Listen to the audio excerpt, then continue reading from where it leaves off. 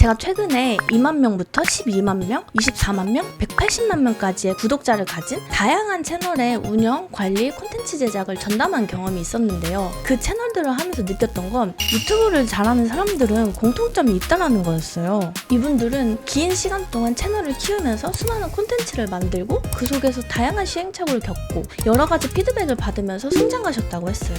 저는 정말 운이 좋게도 그런 분들과 함께 일하면서 경험과 인사이트를 얻어올 수 있었는데요. 그래서 오늘은 제가 얻어온 그분들의 노하우와 인사이트를 여러분들께 알려드리려고 합니다. 여러분들도 제가 정리한 유튜브 잘하는 사람 특징 3가지를 익히신다면 콘텐츠를 구성할 때, 업그레이드 시킬 때 정말 많이 도움이 되실 거라고 생각해요. 지금부터 시작해보겠습니다. 첫 번째, 역지사지, 공감을 잘한다. 우리가 어떤 모임 자리에서 사람을 만났다고 상상해볼게요.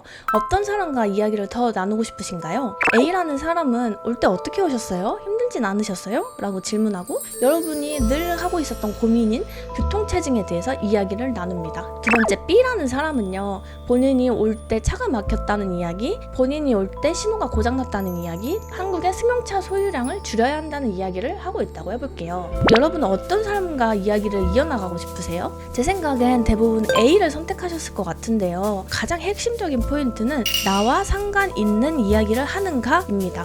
나에게 질문을 걸어주는 사람, 나한테 공감해주는 사람과 본인 이야기만 늘어놓는 사람, 여러분은 어떤 사람과 더 함께하고 싶나요? 제가 만난 1만 이상의 채널을 키우신 분들을 보면요, 아무리 본인 이야기를 하는 자리라고 해도 자기 얘기만 하는 게 아니라 이 영상을 보고 있는 사람들 입장에서 많은 생각과 이해를 하며 말씀을 하시더라고요. 제가 이전 회사에 다닐 때 큰 자산을 만드신 분들을 만날 기회가 정말 많았는데요. 그때 나는 돈을 벌어서 행복하다 이렇게 본인 이야기를 하시는 분보다 나는 과거에 평범하게 9to6로 출퇴근하는 직장인이었지만 우연한 계기로 읽게 된 책을 통해 자산을 쌓게 되었고 지금은 여유로운 삶을 누릴 수 있게 되었다.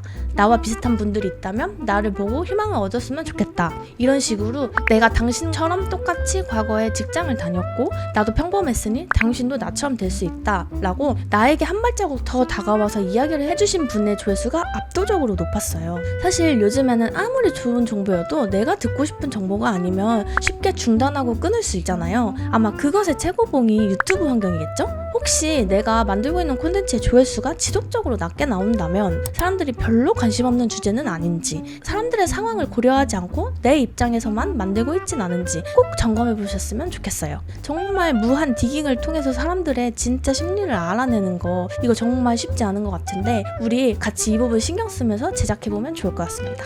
두 번째, 묘사가 구체적이다.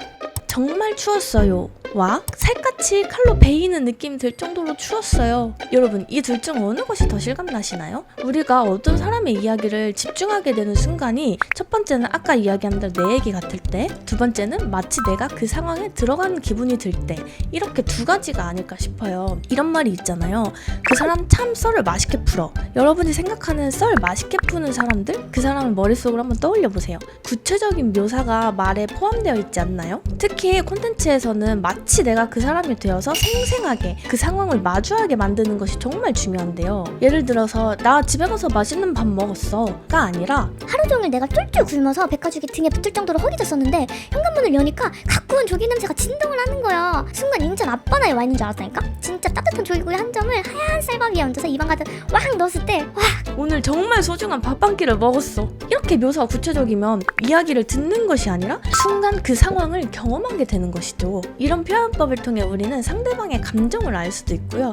공감각적으로 상황을 공감할 수도 있게 돼요.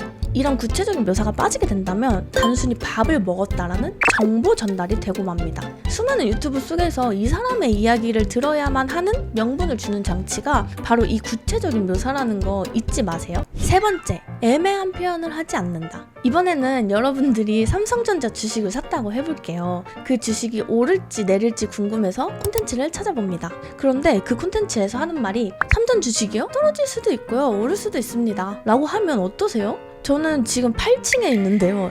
약간 짜증이 날 것 같아요. 제가 이전에도 콘텐츠를 만들 때 이렇게 애매한 표현을 많이 하시는 분들은요, 절대 조회수가 높게 나올 수 없더라고요. 여러분들이 좋아하는 유튜브를 한번 떠올려 보세요. 애매한 표현을 하는 분들은 많이 없을 거예요. 전 이걸 정말 좋아해요 라든지 전 이 제품 진짜 비추천해요 라든지 어느 것이든 확실한 주장이 있는 분들을 사람들은 좋아합니다. 그러면서 우리는 그런 분들의 특징이나 성격까지 좋아하게 되는 거예요. 애매한 표현들은 결국 무색무취가 되고 그 사람의 매력이 떨어지면서 콘텐츠를 볼 이유가 사라지게 됩니다. 혹시 내 콘텐츠에서 주제나 주장이 애매하진 않는지 혹은 뭐뭐가 좋을 것 같아요, 뭐뭐일 것 같아요 이런 애매한 표현을 많이 쓰고 있진 않은지 꼭 점검해 보시길 추천드려요. 오늘은 유튜브 구독자 많은 분들의 공통적인 특징 3가지에 대해서 이야기를 해봤는데요. 저도 이번에 정리를 하면서 스스로를 좀 점검해 볼 수 있게 되었었어요. 진짜 놓치는 부분이 꽤나 많구나 이런 생각을 했는데 여러분은 어떠셨나요? 어떤 선생님께서 저한테 그러시더라고요. 원래 남의 거 평가하는 게 제일 쉽고 내 거 잘 만드는 게 어렵대요. 오늘 내용 3개 중 딱 한 개라도 여러분들이 제작하신 다음 콘텐츠에 꼭 적용시켜서 한 단계 성장해 보시면 좋을 것 같습니다. 그럼 저는 다음에도 여러분 채널에 여러분 구독자 상승에 도움이 되는 정보로 돌아오겠습니다. 그럼 안녕!